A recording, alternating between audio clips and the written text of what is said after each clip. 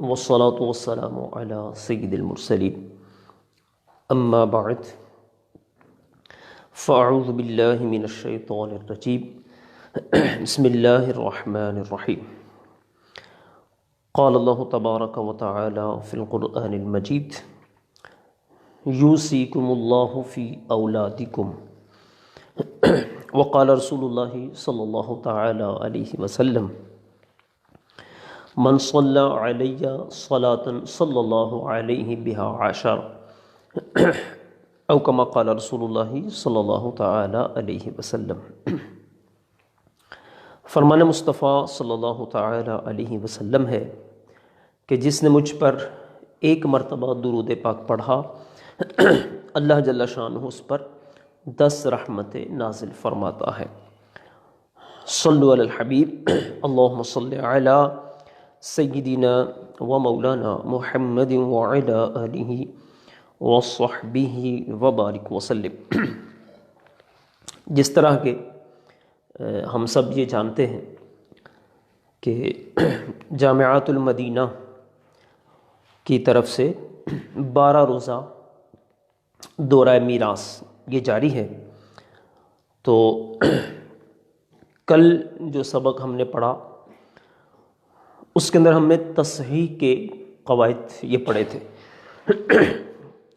ان میں سے ہم نے تصحیح کے قواعد اور ساتھ ہی ساتھ جو 4 طرح کے اصول جن کا استعمال تصحیح کے قواعد میں تھا وہ بھی ہم نے پڑھا ہے۔ ان میں سے ہم نے 4 جو قواعد تھے اس کو میں دوبارہ سے ذرا بیان کرنے جا رہا ہوں، چونکہ آج بالخصوص ان قواعد کا استعمال بہت زیادہ ہے۔ اس میں تھا تماثل، تباین، توافق اور تداخل۔ یہ تماثل کی مثال ہم نے دی تھی، جیسے 4 اور 4، یعنی جب دونوں عدد برابر ہیں تو اس کے اندر کوئی اتنا مسئلہ نہیں ہوتا، چونکہ جب عدد رؤوس اور عدد سہام یہ دونوں آپس میں برابر ہوں گے تو وہ پوری تقسیم کاری ہو جائے گی۔ تیسری ہم نے مثال تباین کی جو دیکھی وہ ایک مثال یہ بھی ہے 3 اور 4، یعنی نہ تو آپس میں یہ برابر ہیں اور نہ ہی ان میں سے کوئی ایک دوسرے پر تقسیم ہوتا ہے۔ دوسری مثال ہم نے پڑھی تھی توافق کی، جیسے 8 اور 10۔ توافق میں یہ ہوتا ہے کہ نہ تو ایک عدد دوسرے پر تقسیم ہوتا ہے، نہ یہ دونوں آپس میں برابر ہوتے ہیں، اور نہ ہی بالکل تباین ہوتا ہے، بلکہ کیا ہوتا ہے کہ تیسرا عدد جیسے یہاں 2 ان دونوں کو تقسیم کرتا ہے، یہ دیکھیں اب اس کے بعد مزید ان کو تقسیم نہیں ہونا۔ اور تداخل میں یہ ہوتا ہے کہ چھوٹا عدد بڑے کو پورے کا پورا تقسیم کر دے۔ یہ وہ 4 اصول ہیں جن کا کچھ کل ہم نے بیان کیا تھا۔ اس میں سے جو ہم نے مثالیں بیان کی تھیں وہ یہ مثالیں ہم نے بیان کی تھی کہ جس صورت میں جب کسر یعنی حصے پورے تقسیم نہیں ہو رہے ہوتے، ایک فریق پر کسر واقع ہوتی ہو، اور اس کے اندر پھر ہم نے تباین اور توافق ان دونوں کی مثالیں کل ہم نے پڑھ لی تھیں۔ آج جو ہم مثال پڑھیں گے وہ ہے کہ جب ایک سے زائد فریقوں پر اگر کسر واقع ہو رہی ہو، یعنی جو ان کے حصے ہیں وہ ان کو برابر پورے نہیں مل رہے، تو پھر اس کا کیا طریقہ کار ہوگا اور اس کو کیسے ہم حل کریں گے۔ تو مثال جیسے کہ میں پہلے مثال کو لکھتا ہوں اور مثال کے بعد پھر اس میں کیا اصول بیان کیے گئے ہیں انشاءاللہ اس کو ہم بیان کریں گے۔ یہ جو مثال ہے یہ مثال آئے گی کہ جب عدد رؤوس یہ آپس میں متماثل ہوں، یعنی تماثل کی یہ مثال ہے۔ مثلا بہت زیادہ اس مثال پر توجہ کرنے کی حاجت رہے گی۔ جیسے مثلاً بیٹیاں ہیں، ان کے ساتھ ساتھ دادیاں ہیں، اور اس کے ساتھ ساتھ چچا ہے۔ لیکن اب ان کی تعداد کیا ہے؟ بیٹیاں مثلاً 6 ہیں، دادیاں 3 ہیں، اور چچا بھی 3 ہیں۔ تو ایسی صورت میں جب بیٹیاں 2 یا 2 سے زائد ہوں تو مسئلے کی صورت بنتی ہے، ان کو ملتا ہے ثلثان، دادیاں جو ہے ان کو ملتا ہے سدس، اور چچا یہ اسبا بنے گا۔ تو ایسی صورت میں جب مسئلے کی صورت بنائیں گے تو دیکھیں گے ہم ثلثان سدس کے ساتھ مل رہا ہے۔ جب ثلثان سدس کے ساتھ مل رہا ہے تو مسئلے کی صورت بنتی ہے 6 سے۔ تو بیٹیوں کو ثلثان 6 کا ثلثان ہے 4، یہ مل جائیں گے۔ دادیوں کو سدس ملنا ہے 1، یہ ہو گئے 5، باقی ایک حصہ بچا جو بطور اسبا یہ چچا کو مل جائے گا۔ اب یہاں دیکھیں آپ جو کسر واقع ہو رہی ہے ان تینوں پہ واقع ہو رہی ہے کہ بیٹیاں 4 ہیں، بیٹیاں 6 ہیں، حصے 4 ہیں، تو یہ 4 ان 6 پر پورے تقسیم نہیں ہو پا رہے۔ اسی طرح دادیوں کو حصہ ملا ہے 1، تعداد ہے ان کی 3۔ اب آپ دیکھیں ان کو بھی آپس میں پوری تقسیم کاری نہیں ہو رہی۔ اس کے بعد چچا ہے، چچا بھی 3 ہیں اور ان کے حصے 1 ہیں، یہ بھی آپس میں پورے تقسیم نہیں ہو رہے۔ تو اب کیا کرنا ہے؟ اب ہم نے پہلے نمبر پر ان کی آپس کی نسبتیں دیکھنی ہیں، یعنی عدد رؤوس اور عدد سہام کے اندر ہم نے نسبت دیکھنی ہے۔ تو یہ دیکھیں پہلے نمبر پر عدد رؤوس 6 ہیں، عدد سہام 4 ہیں۔ ان میں کون سی نسبت ہے؟ ان کے اندر نسبت ہے توافق کی۔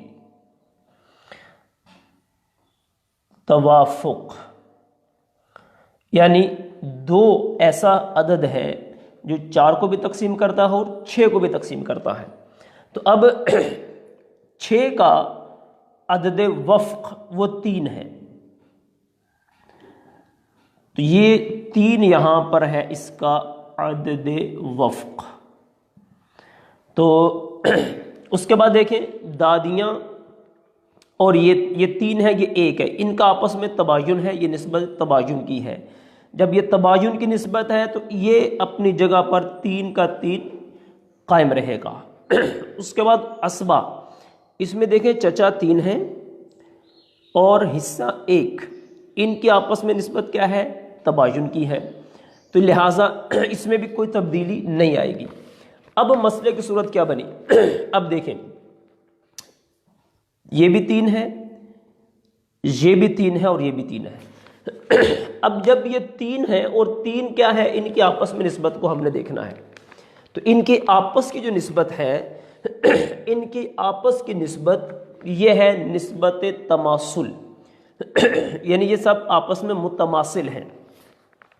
تو جب یہ صورت پیدا ہو جائے کہ آپس میں اعداد رؤوس یہ تمام کیا ہے، اب یعنی اب ہم نے اس کا اعتبار کرنا ہے یہاں پر، اب 6 کا اعتبار نہیں ہوگا بلکہ یہ ہوگا۔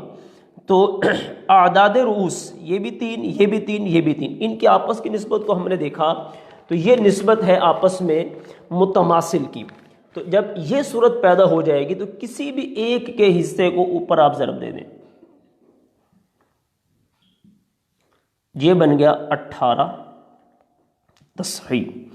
اچھا، جس طرح یہاں اوپر ضرب دی بالکل اسی طرح اس کو نیچے ضرب دے دیں گے۔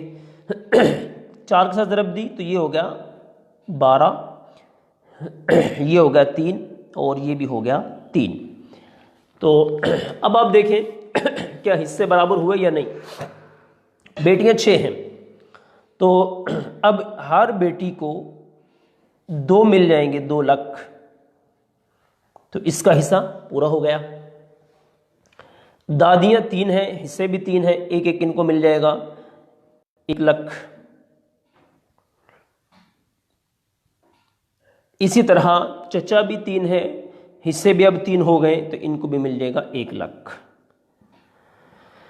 تو یہ ہماری دوسری مثال آ گئی جس میں تماثل کی نسبت کا ذکر ہے.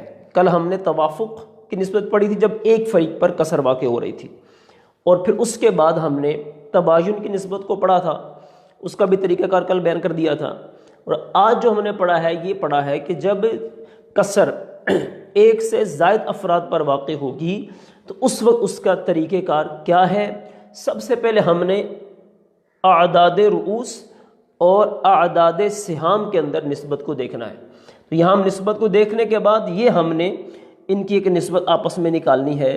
تو یہاں پر دیکھ لیا آپ نے، جب ہم نے نسبت کو نکالا تو یہ جو اعداد رؤوس ہیں سب کے اندر تماثل کی نسبت ہے. تو جب آپس میں یہ متماثل ہوں گے تو مسئلے کو حل اس طرح کریں گے، ان میں سے کسی بھی ایک کو اوپر ضرب دی ضرب دینے کے بعد جو حاصل آئے گا وہ اب ہو جائے گا مخرج المسئلہ، اور ساتھ ہی ساتھ جس عدد سے اوپر ضرب دینی ہے اسی سے نیچے بھی ضرب دے دیں گے. تو آپ نے دیکھا بالکل حصے سب کے برابر آ گئے. اب ہم اس کی دوسری مثال کی طرف چلتے ہیں. یہ مسائل بہت زیادہ مشق یعنی پریکٹس سے آپ کو آئیں گے، لہٰذا اس پر تھوڑی سی مشق کرنی پڑے گی. مشق بھی تبھی فائدہ دے گی جب آپ ان کے قواعد کو اچھی طرح سے سمجھ پائیں گے. اب ہم جا رہے ہیں اس کی دوسری مثال کی طرف کہ اگر کسر ایک سے زائد فرد پر واقع ہو مگر ان کے اعداد رؤوس میں آپس میں نسبت تداخل ہو جائے. ابھی جو ہم نے مثال پڑھی تھی یہ اس میں تھا کہ اعداد رؤوس میں نسبت تھی تماثل کی، اور اب جو پڑھیں گے اس میں آپس میں نسبت تداخل کی آئے گی. مثلا یہ مثال ہے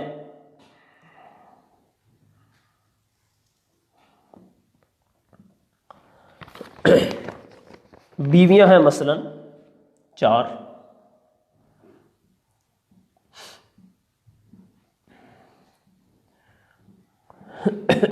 اس کے بعد دادیاں ہیں 3،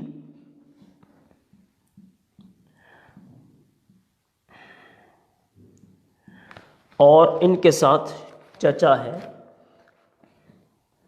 مثلا 12.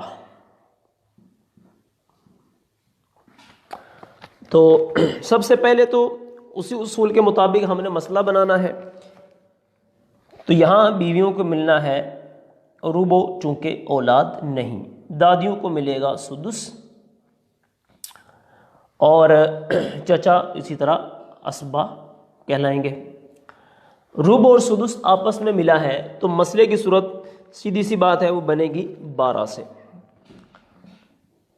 مسئلے کی صورت بنی 12 سے، 3 مل گئے، ان کو سدس ملے گا، دادیوں کو 3 اور 2 5 اور 7 جو ہے وہ بچے وہ بن گئے بطور اسبا چچا کو ملیں گے. اب اسی قاعدے کے مطابق ہم نے دیکھنا ہے سب سے پہلے ان کی آپس کی نسبت. تو یہ دیکھیں آپ تباین ہے لہٰذا یہ اسی طرح رہے گا، اس میں کوئی تبدیلی ہم نہیں کریں گے. 3 اور 2 میں بھی تباین ہے، یہ بھی اپنی اسی حالت پر رہیں گے. 7 اور 12 میں بھی تباین ہے، تو لہٰذا یہ جو اعداد رؤوس اور اعداد سہام ہیں سب سے پہلے جب ہم نے ان کی نسبتوں کو دیکھ لیا تو یہ بات واضح ہو گئی کہ ان کے اندر تو تباین ہے. جب تباین ہے ان کو اسی طرح چھوڑ دیں گے. اب اگلی صورت دیکھنی ہے وہ کیا ہے. تو اب آگے ہم نے یہ دیکھنا ہے کہ ان کی جو آپس میں نسبت ہے وہ کیا ہے. تو یہ دیکھیں آپ ان کی آپس کی نسبت ہے تداخل کی. اب ہم جو مثال بھی پڑھ رہے تھے وہ پڑھ رہے تھے تداخل کی. ان کے آپس کی نسبت ہے تداخل. تداخل کس طرح ہے؟ 3 12 پر تقسیم ہو جاتا ہے، 4 بھی 12 پر تقسیم ہو جاتا ہے. یعنی چھوٹے جو عدد ہیں وہ بڑے پر تقسیم ہو جاتے ہیں. تو اگر یہ صورت پیدا ہو جائے جس کے اندر تداخل کی نسبت پائی جائے تو ایسی صورت میں جو بڑا عدد ہے، عدد رؤوس میں جو بڑا عدد ہے وہ ہے 12. تو اس بڑے عدد کو اوپر اصل مسئلہ سے ضرب دے دیں گے، یہ بن جائے گا 144. اور اسی کو نیچے ضرب دے دیں گے. 12 کو 3 سے ضرب دے دی 36 آ گیا، 12 کو 2 سے ضرب دے دی 24 آ گیا، اور 12 کو 7 سے ضرب دے دی تو یہ آ گیا 84. تو اب آپ دیکھ لیں ان کے حصے کیسے برابر ہو جائیں گے. یہ 4 ہیں، 4 کو 6 اس پہ 36 پہ تقسیم کر دیں گے تو 9 آ جائے گا، 9 لاکھ. 3 ہے، اس پہ تقسیم کر دیا 8 لاکھ. اور اس طرح 12 کو 84 پہ تقسیم کر دیا تو یہ سیدھا سیدھا ان کا حصہ آ جائے گا 7 لاکھ. تو یوں اس طرح یہ ہر ایک کا حصہ نکل آیا. تو یہ دوسری مثال تھی جس کے اندر ہم نے دیکھا ہے کہ اعداد رؤوس کے اندر تداخل کی نسبت ہے. تو جب اعداد رؤوس میں تداخل کی نسبت ہوگی تو اس میں ہم نے کیا کرنا ہے، جو بڑا عدد ہوگا اس کو ہم نے اصل مسئلہ سے ضرب دے دینی ہے. اور جب ضرب دے دیں گے تو ضرب دینے کے بعد جو حاصل آئے گا وہ اس کا مخرج مسئلہ کہلائے گا، اور ساتھ ہی ساتھ اس عدد کو ہم نے نیچے ضرب دے دینی ہے. اس کے بعد اب چلتے ہیں اگلی مثال کی طرف، اور یہ مثال ہے کہ جب اعداد رؤوس کے اندر آپس میں توافق کی نسبت پائی جائے. اور یہ مثال کافی تھوڑی یعنی لمبی ہوگی، اس کے اندر آپ کو بہت ساری چیزوں کا لحاظ رکھنا پڑے گا. کیا کرنا ہے اس کو ہم دیکھتے ہیں. اب مثال ہم یہ پڑھ رہے ہیں کہ جب اعداد رؤوس کے اندر آپس میں نسبت پائی جائے، نسبت توافق. مثلا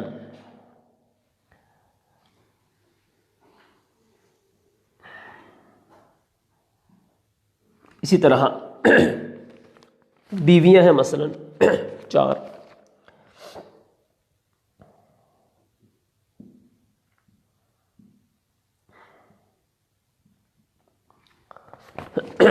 اور بیٹیاں ہیں مثلا 18.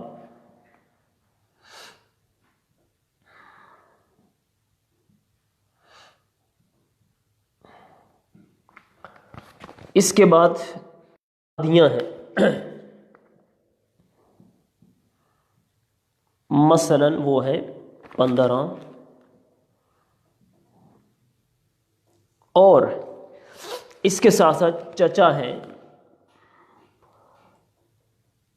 مثلا وہ ہے 6. اب سب سے پہلا جو تقسیم کا طریقہ کار ہوتا ہے وہ یہی ہوتا ہے کہ ہم نے ہر ایک کے حصوں کو دیکھنا ہے کہ وہ کتنے بنتے ہیں. بیٹیاں ہیں، اولاد کی موجودگی میں ان کو ملتا ہے ثمن، ثمن ان کو دے دیں گے. بیٹیاں ہیں ان کو ملتا ہے چونکہ 2 سے زائد ہیں ثلثان. اور دادیاں ہیں ان کو اسی طرح ملے گا سدس، اور چچا یہ بنیں گے عصبہ.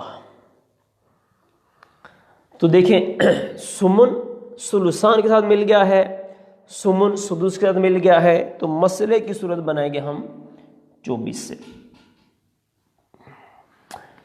یہاں ایک بات یہ ذہن میں رکھنی ہے کہ ہم نے جو پچھلی مثالوں میں دیکھا ہے، اصل جو مسئلہ تھا اس کے ساتھ ہم جب اعداد کی نسبت کو دیکھ لیتے تھے اور اس کے بعد پھر ہم ان کی آپس میں ضرب تقسیم جو بھی کرتے تھے وہ کر لیتے تھے.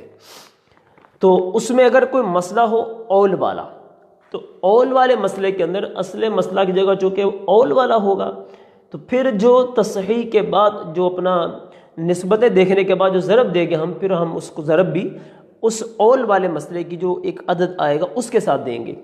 یعنی مسئلہ عائلہ ہوگا، یعنی اول والا مسئلہ، تو اس کے اندر ہم نے ضرب بھی اسی کے ساتھ دینی ہے، اور اگر مسئلہ دوسرا والا ہے تو ضرب جو ہے ہم نے اسی کے ساتھ دے دینی ہے. تو سب سے پہلے یہ دیکھنا ہے ان کو حصے دینے ہیں. تو ان کو حصے ملنا ہے سمن، تو 3 یہ حصے بیوی کے ہو گئے، اور 24 کا جو ثلثان ہوتا ہے وہ ہوتا ہے 16 بیٹیوں کے حصے ہو گئے. دادیوں کو سدس ملنا ہے تو یہ بنے گا سدس 4، یعنی اب جب ہم 6 کو 24 پر تقسیم کریں گے تو 4 حاصل ہوگا. یہ بن گئے 24 اور 4 16 اور 4 20، 20 اور 3 23، باقی ایک حصہ بچا بطور اسبا کے وہ چچا کو مل جائے گا. اب دیکھتے ہیں، ہم نے پہلے ان کی آپس کی نسبت کو دیکھنا ہے. پہلے نمبر پر تو یہ دیکھ لیں آپ کے کیا حصے پورے ہو رہے ہیں یا نہیں. دیکھیں یہ 4 ہیں، یہ 3 ہیں، حصہ بالکل پورا نہیں آ رہا. یہ حصے ان کے 16 ہیں، عدد سہام 16 ہے، عدد رؤوس 18 ہے. ان کو آپس میں اگر ہم تقسیم کریں گے تو برابر ان کو نہیں ملیں گے. یہ 14 ہے، یہ 15 ہے، تو آپس میں یہ بھی تقسیم کاری پوری نہیں ہو سکتی. ظاہری بات ہے 4 کم ہے، 15 زیادہ ہے، تو 4 15 پر پورے کا پورا تقسیم نہیں ہو سکتا. اسی طرح اگر آپ اس کو دیکھ لیں، چچا یہ 6 ہیں اور حصہ 1 ہے، تو لہٰذا یہ بھی اس کے اندر پورے کا پورا تقسیم نہیں ہو سکتا. تو اب ہم نے دیکھنے ان کی آپس کی نسبت. جیسے شروع میں ہم نے بیان کیا، اگر تو نسبت ہوگی تباین کی، اگر تباین کی نسبت ہے تو یہ تو بالکل اسی طرح ہی رہے گا. یہ 4 ہی گویا کہ یہ ان کا عدد ہے جو کہ عدد رؤوس کہلائے گا. اب 16 اور 18 میں ہم نے دیکھا نسبت کو، تو یہ نسبت کون سی ہے؟ یہ نسبت ہے ان کی نسبت توافق، یعنی 2 ایسا عدد ہے جو دونوں کو تقسیم کر رہا ہے. 8 آئے گا، اس کو تقسیم کرتے ہیں، اور اس کو کریں گے تو 9 آئے گا. تو 9 ادھر آ جاتا ہے اور ادھر 8 اور 9 میں اگر ہم دیکھتے ہیں تو مزید تقسیم کاری نہیں ہے، یعنی تباین ہو جاتا ہے. جب تباین ہو جاتا ہے تو اب یہ بچے گا اس کا عدد وفق. یہ 9 اب یہاں ہے عدد وفق. اچھا، اس کے بعد ہم نے دیکھا 15 اور 4، ان کے اندر آپس میں کون سی نسبت ہے؟ یہ بھی نسبت تباین کی ہے، لہٰذا اس کو بھی ایسے ہی رہنے دیں گے. اس کے بعد ہم نے دیکھنا ہے 6 اور 1 کو، ان کے اندر بھی نسبت کون سی ہے؟ نسبت ہے تباین کی، تو لہٰذا اس کو بھی ہم بالکل ایز اٹ اسی طرح چھوڑ دیں گے. تو اب ہمارے پاس جو اعداد رؤوس آ گئے وہ ہے 4 9 15 اور 6. یہ اب ہو گئے ان کے اعداد رؤوس. تو اب ہم نے دیکھنا ان کی آپس میں کیا نسبتیں ہیں. تو لہٰذا اب جب آپس کی نسبت ہم دیکھتے ہیں تو دیکھیں 4 اور 6، ان کے اندر آپس میں جو نسبت ہے وہ ہے نسبت توافق کی، یعنی 2 ہے جو دونوں کو تقسیم کرتا ہے، 2 کو بھی اور 4 کو بھی اور 6 کو بھی. اس طرح 3 ہے جو 9 کو بھی کرتا ہے اور 15 کو بھی کرتا ہے. لیکن اب اس کا طریقہ کار یہ ہوگا، تو طریقہ کار اب ہم نے یہ کرنا ہے، پہلے 6 اور 4 کو دیکھ لیں، تو اس کا عدد وفق بنے گا 3. یہ عدد وفق 3 بنا ہے اور اس کا یہ ہے 4. تو اس کا عدد وفق بنتا ہے 2۔ تو اب ہم نے کرنا کیا ہے کہ اس کا عدد وفق نکال کر، جو کہ 6 کا عدد وفق ہے وہ 3 ہے، تو 3 کو اب ہم نے 4 کے ساتھ ضرب دے دینی ہے۔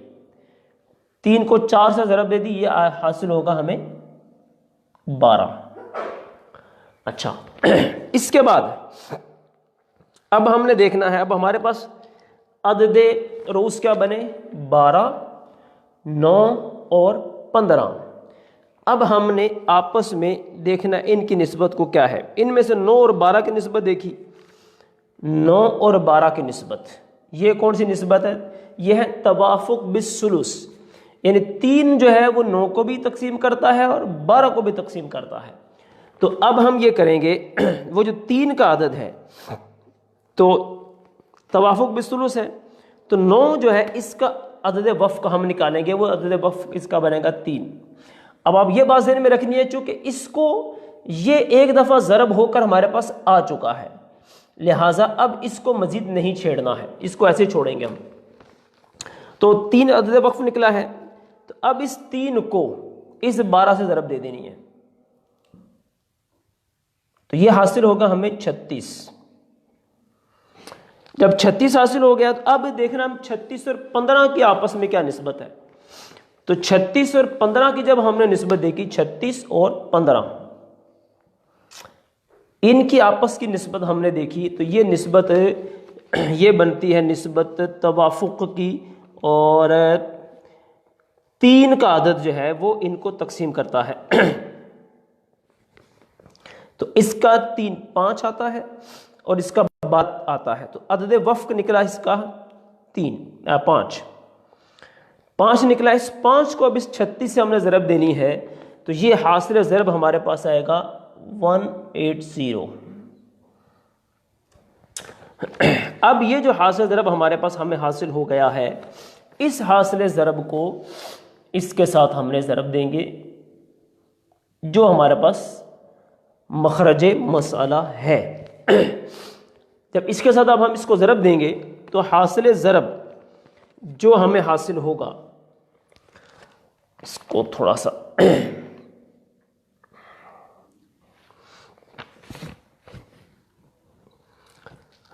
جب ہم نے اس کو ضرب دینی ہے اس کے ساتھ، تو یہ ہمارے پاس آئے گا 4320۔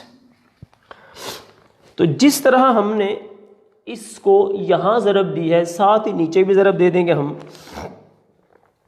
جب 3 کے ساتھ اس کو ضرب دیں گے ہم، ضرب 180، تو ہمارے پاس حاصل ہوگا 540۔ 16 کے ساتھ ضرب دیں گے تو یہ ہمارے پاس آئے گا 2880۔ 4 کے ساتھ ضرب دے دی تو یہ آئے گا 720۔ 1 کے ساتھ ضرب دیں گے تو اسی طرح آئے گا 180۔ اچھا، اب اگر آپ ان سب کو جمع کریں گے تو آپ کے پاس یہی فگر آ جائے گا۔ تو یہ دیکھیں، تصحیح کا وہ قاعدہ ہے کہ جب اعداد رؤوس کے اندر آپس میں نسبت آ جائے توافق کی، تو یہاں یہ نسبت توافق آئی تھی کہ ایک عدد دوسروں کو تقسیم کر رہا تھا۔ تو اس کا طریقہ کار تھوڑا سا چونکہ لمبا ہے، اب میں دوبارہ اس کو ذرا دہراتا ہوں تاکہ مزید ہمیں اس کو سمجھنے میں ذرا آسانی ہو جائے۔ تو کرنا کیا ہے، سب سے پہلے ہم نے وہی ان کے حصے دیکھ لینے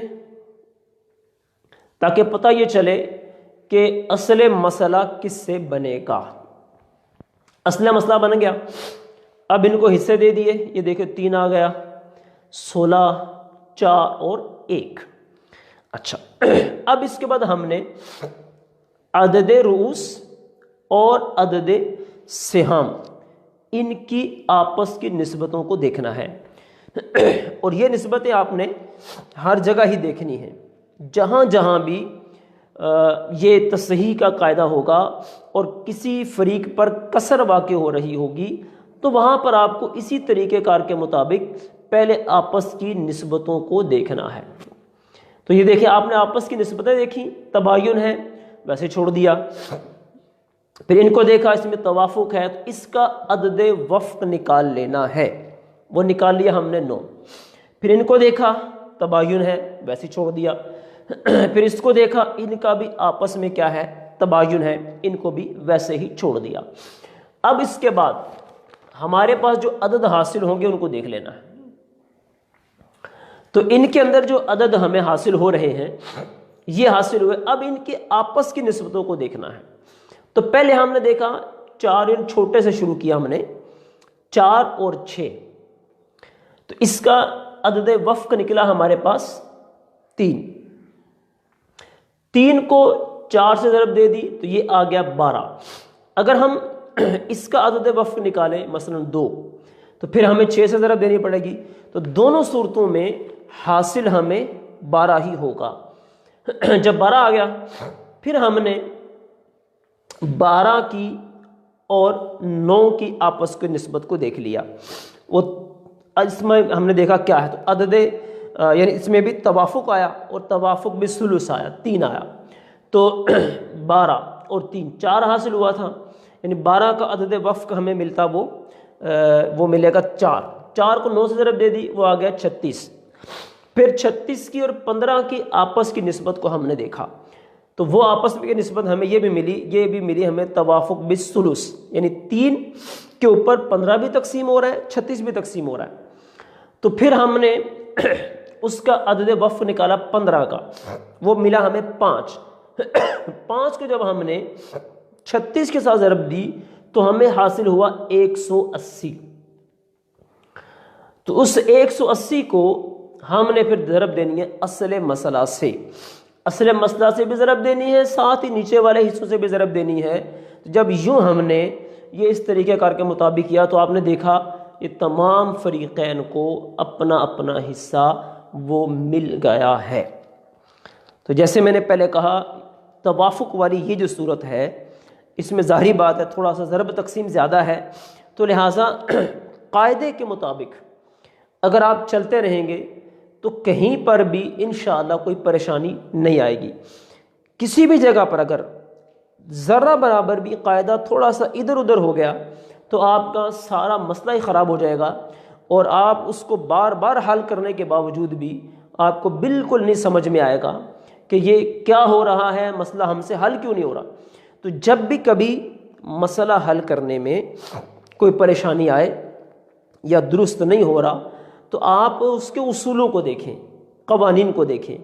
اگر آپ قاعدے کے مطابق کر رہے ہیں تب تو ٹھیک ہے، نہیں تو پھر اس کا مطلب یہ ہے قاعدے میں، قانون میں، اصول میں کہیں پر مسٹیک ہے جس کی وجہ سے آپ اپنا مسئلے کو حل نہیں کر پا رہے۔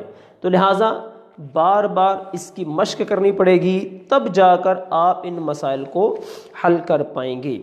اور ہم نے بھی جب یہ مسائل کو بیان کیا ہے تو اسی طرح اس کی بار بار پریکٹس کی ہے، پریکٹس کرنے کے بعد ان کے نوٹس بنائے ہیں، اور تب جا کر جو ہے نا ہم یہ مسائل کو یہاں الحمدللہ حل کرنے میں کامیاب ہو رہے ہیں۔ اب اس کا ایک اگلا مسئلہ ہے، ایک اور مثال ہے۔ ہماری جو مثالیں ہیں وہ توافق کی بھی ہو گئی ہیں اور کچھ نہ کچھ تماثل کی بھی ہم نے کر دی ہیں۔ اب اس کے بعد جو اگلی مثال آ رہی ہے وہ مثال ہے کہ اگر اعداد رؤوس میں تباین ہو۔ ابھی جو ہم نے پڑھی تھی وہ یہ تھا کہ اعداد رؤوس کے اندر باہم توافق تھا۔ اس سے پہلے جو مثال ہم نے پڑھی ہے وہ یہ تھا کہ اعداد رؤوس کے اندر باہم آپس میں تماثل تھا۔ تو اب یہ جو مثال آ گئی یہ ہے جب اعداد رؤوس میں آپس میں تباین ہوگا۔ یہ بھی مثال تھوڑی سی لمبی ہے، اس کو بھی ذرا آرام سے سمجھنا پڑے گا۔ مثلا وارثین، پہلا سٹیپ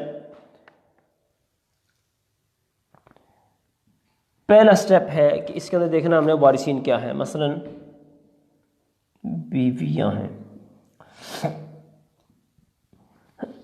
یہ ہیں 2۔ اس کے بعد مثلا دادیاں ہیں، اور یہ ہیں 6۔ اس کے بعد دیکھنا ہے بیٹیاں۔ بیٹیاں مثلا یہ ہیں 10، اور اسی طرح اس کے بعد پھر چچا ہیں، مثلا یہ ہیں 7۔ تو اسی طرح سب سے پہلے مسئلے کی صورت بیان کرنی ہے کہ مسئلہ شروع یعنی کس کو کتنا حصہ ملتا ہے۔ تو بیٹیاں ہیں، تو بیٹیوں کی موجودگی میں جو بیویاں ہوتی ہیں ان کو ملتا ہے سمن، دادیوں کو ملے گا سدس، ان کو ملنا ہے سلسان، اور چچا یہ بن جائیں گے اسبا۔ تو جب سمن اور سدس یہ آپس میں ملیں گے تو مسئلے کی صورت کتنے سے بنے گی؟ 24 سے۔ 24 کا سمن بنتا ہے 3،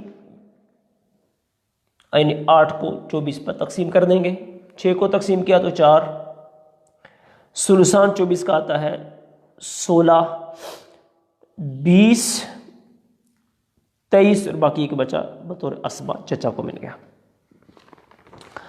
تو اب اس کے اندر چونکہ یہ جو اصول ابھی ہم پڑھیں گے کہ یہ آپس میں اعداد رؤوس میں آئے گا تباین، تو کیا کرنا ہے؟ سب سے پہلے آپس کی نسبتیں دیکھنی ہے، اعداد سہام اور اعداد سہام کے ساتھ ساتھ اعداد سہام اور اعداد رؤوس، یہ چونکہ عدد رؤوس ہوتے ہیں اور یہ سہام ہوتے ہیں، ان کی آپس کی نسبت دیکھنی ہے۔ تو دیکھیں 2 اور 3 کی نسبت کیا ہے؟ تباین کی ہے، لہٰذا یہ اپنی جگہ پر قائم رہے گا، 2 2 ہی رہا۔ 4 اور 6 میں دیکھا تو نسبت کون سی ہے؟ یہاں پر یہ ہے نسبت توافق کی، یعنی 2 ایسا عدد ہے جو دونوں کو تقسیم کر رہا ہے، 2 اس پہ بھی تقسیم ہو جاتا ہے، اس پہ بھی ہو جاتا ہے، تو اس کا عدد وفق نکالا تو وہ نکلا ہے 3۔ اس کے بعد ہم نے دیکھا 16 اور 10، اس کے اندر بھی کیا ہے؟ اس کے اندر بھی توافق بن نصف ہے، یعنی 2 ایسا عدد ہے جو اس کو بھی تقسیم کرتا ہے، اس کو بھی تقسیم کرتا ہے۔ جب 10 کو تقسیم کیا 2 پر تو ہمیں حاصل ہوا 5، تو اس کا یہ دونوں ہو گئے عدد وفق، اس کا یہ عدد وفق ہے اور اس کا یہ ہے، اور چچا یہ 7 ہیں اور یہ حصہ 1 ہے۔ 1 اور 7 میں باہم جب ہم نے نسبت کو دیکھا تو یہ نسبت تباین کی ہے، لہٰذا اس کو بھی ہم اسی طرح چھوڑ دیں گے۔ اب ہم اس کی آپس کی نسبتوں کو دیکھیں یہ ہمارے پاس بچا ہے 2، 3، 5 اور 7، 2، 3، 5، 7۔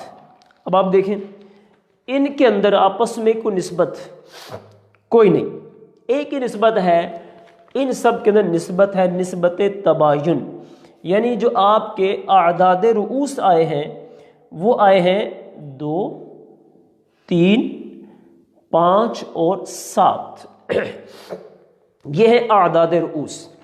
اور اب ان اعداد رؤوس میں آپ دیکھیں تو سب کے سب ایسے ہیں کہ جو ایک دوسرے پر تقسیم نہیں ہو رہے، باہم برابر بھی نہیں ہے، تو ان کی جو آپس کی نسبت ہے وہ ہے نسبت تباین۔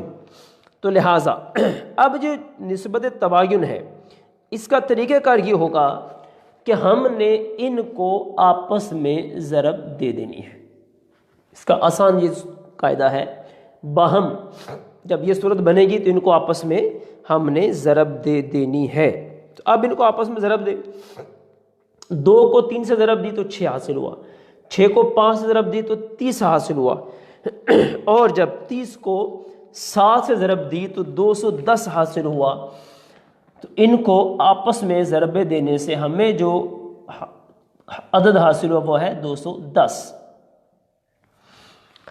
اب 210 کو آپ ضرب دے دیں گے جب 24 کے ساتھ تو ہمیں حاصل ہو جائے گا 5040۔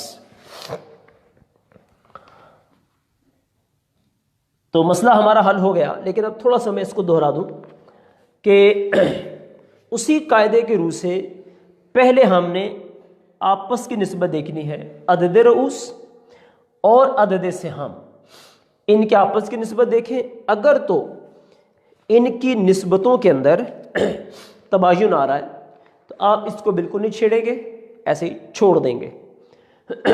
پھر دیکھ لیے سب، اگر توافق ہے تو عدد وفق نکال لیں گے۔ یہ دیکھیں ہم نے عدد وفق نکال لیا، یہاں بھی توافق تھا، عدد وفق نکال لیا، یہاں تباین ہے، یہاں اس کو ہم نے بالکل ایسے ہی چھوڑ دیا ہے۔ تو جب یہ ہمارے پاس عدد نکل آئے، اب ان کی آپس کی نسبتیں ہم نے دیکھنی ہیں۔ تو آپس کی نسبتیں ہم نے دیکھی، اگر تو یہ متماثل ہوں، جب پہلی جو ہماری مثال تھی، تو متماثل عدد جو ایک ہے اس کو اوپر بھی ضرب دے دینی ہے، نیچے بھی ضرب دے دیں گے۔ اور اگر توافق ہو، جس کی مثالیں ابھی ہم نے پچھلی مثال میں پڑھی ہیں، کہ اس کے اندر پھر ہم آپس کی نسبتوں کو دیکھ کر اس کے ایک کا عدد وفق نکال کر دوسرے سے ضرب، پھر دوسرے کے ساتھ نسبت کو دیکھیں گے، پھر اس کے ساتھ ضرب، پھر اس طرح یوں کر کے ضربے دینے کے بعد جو حاصل ہوگا اس کو اصل مسئلہ سے ضرب دے دیں گے۔ اور اگر تباین کی صورت ہے، جیسے یہاں پر آ گیا ہے 1 3 5 7، تو ان کو آپس میں ضربے دے دینی ہے، اور جو حاصل ہوگا اس کو ساتھ نیچے بھی ضرب دے دیں۔ اب 210 جو ہے اس کو ہم نے ضرب دیں گے نیچے، تو یہ ہمارے پاس آ جائے گا 630۔ 4 کے ساتھ جب ہم نے اس کو ضرب دے دیا تو یہ ہمیں حاصل ہو گیا ہے 840، اور جب ہم نے اس کو 16 کے ساتھ ضرب دے دی ہے تو ہمیں حاصل ہوا ہے 3360، اور جب 1 کے ساتھ ضرب دی تو اسی طرح 210۔ اب اس کے بعد اگر آپ ان کے الگ الگ حصے نکالنا چاہیں گے تو اس کو 2 پہ تقسیم کر دیں گے، ایک بیوی کا حصہ نکل آئے گا۔ اس کو 6 پہ تقسیم کر دیں گے تو ہر دادی کا حصہ نکل آئے گا۔ اس کو 10 پہ تقسیم کریں گے تو ہر بیٹی کا حصہ نکل آئے گا، اور یہ بالکل اسی طرح ہی 7 کے اوپر تقسیم کر دیں گے تو ہر چچا کا حصہ یہ نکل آئے گا۔ تو یہ دیکھیں ہم نے یہاں پر آپ کو یہ 2-3 صورتیں جو ہیں وہ بیان کر دی ہیں کہ جب تصحیح کے اندر اس طرح کے مسائل پیدا ہو جائیں کہ کسر واقع ہوتی ہو اعداد کے درمیان میں، اعداد رؤوس اور اعداد سہام کے درمیان میں۔ اس کی مختلف مثالیں ہم نے پڑھ لی ہیں۔ ایک فرد جب ہو تو اس وقت ہم نے تباین آئے تو کیا کرنا ہے، توافق آئے تو کیا کرنا ہے۔ ایک سے زائد افراد ہوں گے تو پہلے ان کی آپس کی نسبتیں دیکھیں گے، اعداد رؤوس اور اعداد سہام کی۔ اس کے بعد پھر اعداد رؤوس کی آپس کی نسبتیں دیکھیں گے، پھر ان کو کس طرح سے ضرب کرنا ہے، اور ضرب کا طریقہ کار ہم نے سارا بیان کر دیا۔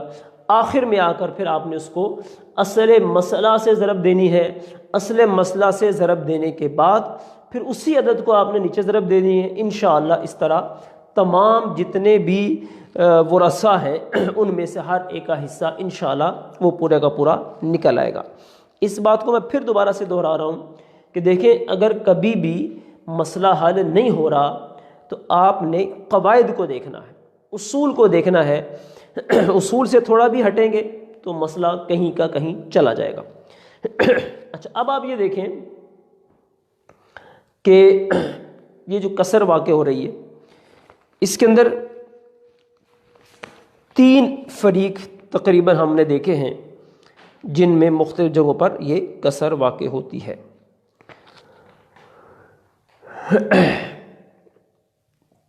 1 2 یہ 3، اور یہاں بھی اسی طرح سے ہے، یعنی جو کہ وہ لوگ ہیں جن کے اپنے حصے مقرر ہیں ان کے اندر، یعنی جہاں بھی جو اصحاب فرائض ہیں وہ ہمیں نظر آتے ہیں، تو اصحاب فرائض میں جہاں بھی یہ دیکھتے ہیں 3 ہی ہمیں نظر آئیں گے، 1 2 3 یہ بھی اصحاب فرائض۔ تو علماء نے اس کا بعد استقراء یعنی اس کی خوب چھان پھٹک کرنے کے بعد یہ مسئلہ بیان کیا ہے کہ اکثر اور اصول یعنی یہی ہے کہ انہی میں 3 سے زائد جو اصحاب فروض ہیں، 3 سے زائد میں کہیں پر دیکھنے میں آیا ہے کہ کسر واقع نہیں ہوتی۔ کوئی ہو بھی تو ایک آدھی شاید کوئی شاذ صورت ہوگی، وگرنہ ایسا نہیں ہے۔ تو الحمدللہ آج ہمارا یہ تصحیح کا قاعدہ بھی مکمل ہو گیا، اس کو بھی ہم نے پڑھ لیا ہے۔ تو ابھی تک جو چیزیں ہم پڑھ چکے ہیں وہ میں تھوڑی سی آپ کو عرض کر دیتا ہوں کہ کون کون سی چیزیں جو ہم الحمدللہ پڑھ چکے ہیں۔ اس کے اندر ہم نے شروع سے ثبوت میراث پڑھا تھا، موانع میراث پڑھے تھے، پھر وہ حقوق پڑھے جن کا میت کے ترکہ سے تعلق ہے، پھر صحاب فرائض، پھر عصبات کا بیان، پھر حجب، پھر حصوں کے مخارج، یہ جو مخرج مسئلہ ہوتا ہے یہ کیسے نکالنا ہے ہم نے اس کا بیان پڑھا تھا۔ اس کے بعد ہم نے عول کا بیان پڑھ لیا، پھر اس کے بعد اعداد کے درمیان میں نسبتیں جو ابھی ہم نے آج بھی بیان کی ہیں، اس کے بعد ہم نے تصحیح کا جو قاعدہ ہے الحمدللہ اس کو بھی ہم نے پڑھ لیا ہے۔ اب آخری جو چیز ہے آج وہ ہم نے جو پڑھنی ہے وہ ہے تخارج۔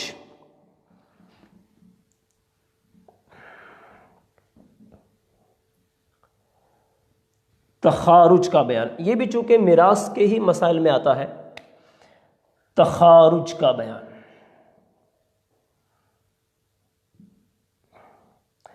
تخارج کو تصالح بھی کہتے ہیں۔ یہ اب اس کا تعلق جو ہے وہ فی الحال صرف پڑھنے سے متعلق ہے، یعنی سمجھنے سے متعلق ہے۔ تخارج اصل میں یہ ہوتا ہے کہ بعض اوقات کسی شخص کو جو زندہ ہے ابھی، اس کے وارثین زندگی ہی میں اس کے ساتھ یہ بات طے کرتے ہیں کہ اگر آپ ہمیں کوئی معین چیز اپنی میراث میں سے ہمیں دے دیں تو ہم آپ کے بعد آپ کی میراث میں سے کوئی حصہ نہیں لیں گے۔ اس طرح یہ جو ایک عقد کیا جاتا ہے، آپس میں ایک معاہدہ کیا جاتا ہے، اس کو کہتے ہیں تخارج۔ اب اس کے اندر جو تحقیق ہے وہ یہ ہے کہ اگر کوئی وارث اس طرح سے زندگی ہی میں اپنے مورث سے حصہ لے لیتا ہے تو اب اس کے بعد جب میراث تقسیم ہوتی ہے، جب وہ بندہ فوت ہو جائے تو کیا اس وارث کو حصہ ملے گا یا نہیں؟